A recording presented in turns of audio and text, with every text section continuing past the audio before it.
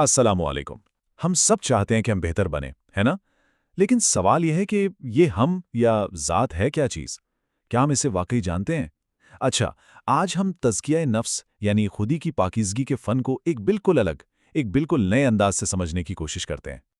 تو چلیے اس سفر کو شروع کرتے ہیں ایک بہت ہی بنیادی سوال سے۔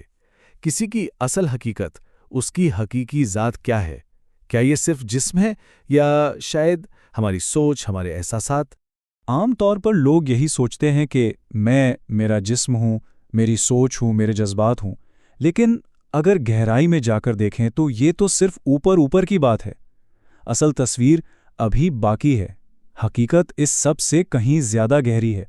اور اسی گہرائی کو سمجھنے کے لیے یہاں ایک بہت ہی زبردست مثال دی جاتی ہے۔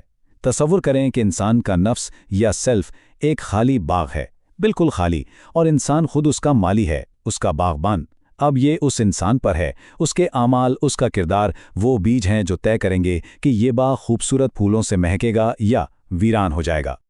تو اس باغ کو سمجھنے کے لیے سب سے پہلے زمین کو سمجھنا ضروری ہے۔ آخر یہ زمین ہے کیا؟ مطلب نفس، یہ چیز اصل میں ہے کیا؟ دیکھیں، اس تجزیے کے مطابق نفس کوئی پہلے سے بنی بنائی چیز نہیں ہے۔ نہیں، یہ ایک خالی کینوس جیسا ہے، بالکل صاف، جس پر رنگ بھرنا ہے۔ جسم، ذہن اور روح، ان تینوں کے ملاپ سے۔ اچھا، تو اب ذرا ان تین بنیادی حصوں کو جن سے یہ نفس بنتا ہے تھوڑا اور کھول کر دیکھتے ہیں۔ تو یہ تین ڈائمنشنز کیا ہیں؟ نمبر 1، جسمانی پہلو، یعنی ہمارا جسم، ہمارا وجود۔ پھر دوسرا ہے ذہنی پہلو، سوچنے سمجھنے کی صلاحیت۔ اور تیسرا، جو بہت اہم ہے، وہ ہے روحانی پہلو، وہ کنیکشن جو ہمیں ایک اعلیٰ مقصد سے جوڑتا ہے۔ یہی تینوں مل کر ہماری ذات کی تشکیل کرتے ہیں۔ اور اس روحانی ڈائمنشن کا اثر بہت ہی گہرا ہے۔ اس کے بغیر زندگی ایسی ہے جیسے کوئی چلتی پھرتی لاش، ایک اندھیرے میں قید۔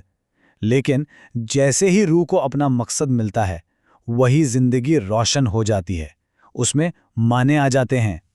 تو پھر سوال یہ ہے کہ جب یہ تینوں چیزیں مل کر کام کر رہی ہیں تو اس باغ کو خوبصورت بنانے کا آخری مقصد کیا ہے؟ مطلب ہم اس میں اگانا کیا چاہتے ہیں؟ جواب ہے صفات، یعنی انسان کی خوبیاں۔ یہ صفات ہی نفس کی اصل دولت ہیں، بالکل ویسے ہی جیسے ایک باغ کی خوبصورتی اس کے پھولوں اور پھلوں سے ہوتی ہے، نفس کی دولت اچھی صفات یعنی صفات حسنہ ہیں۔ اور یہاں ایک بہت ہی اہم بات سامنے آتی ہے۔ یہ صفات صرف اس دنیا کے لیے نہیں ہے، نہیں، بلکہ ہر اچھی یا بری صفت ہماری آخرت کی، ہماری ہمیشہ کی شکل، جسے شکلہ کہا گیا ہے، اس کو بنا رہی ہے۔ سیدھے لفظوں میں، جو ہم آج بنا رہے ہیں وہی ہم کل ہوں گے۔ اچھا، تو اس سب کو عملی جامہ کیسے پہنایا جائے؟ یہ کام شروع کہاں سے ہوتا ہے؟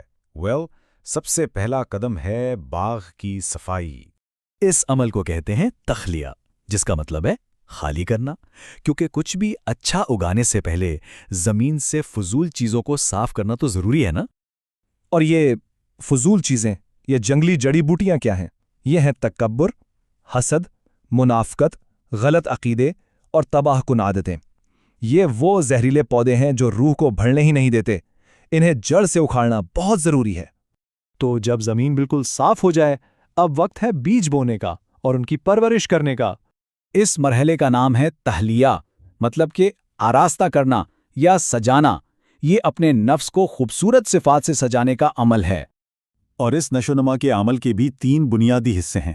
سوچیں، ایمان ایک بیج کی طرح ہے، الہی رہنمائی وہ پانی ہے جو اس بیج کو زندہ رکھتا ہے، اور نیک لوگوں کی صحبت وہ کھاد ہے جو اس پودے کو طاقت دیتی ہے، اسے مضبوط بناتی ہے۔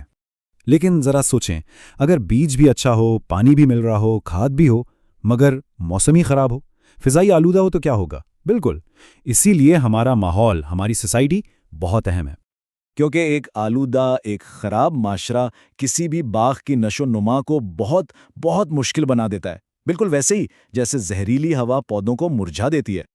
لیکن یہاں ایک بات یاد رکھنا ضروری ہے، آخر میں ذمہ داری انسان کی اپنی ہی ہوتی ہے۔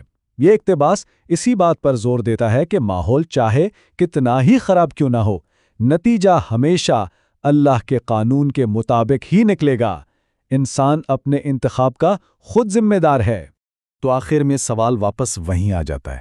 انسان کا نفس ایک باغ ہے، اب فیصلہ یہ کرنا ہے کہ اس میں کیا اگانا ہے۔